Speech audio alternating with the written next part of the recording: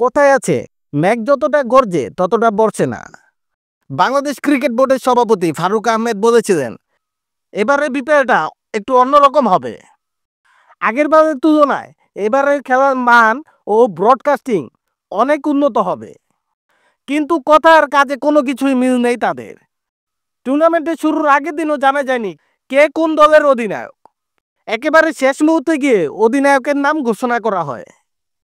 প্রতিবারই অধিনায়কদের নিয়ে একটি ফটোশ্যুট করা হয়, কিন্তু এবার ফটোশ্যুট তো দূরের কথা, অধিনায়ককে তারই কোনো খোঁজখবর নেই। এরই মাঝে আরেকটি সমালোচনার ঘটনা ঘটালো এনামুল হক বিজয়। বিপিএল এর উদ্বোধনী ম্যাচে প্র্যাকটিস জার্সি পরেই টস করলেন এনামুল হক বিজয়।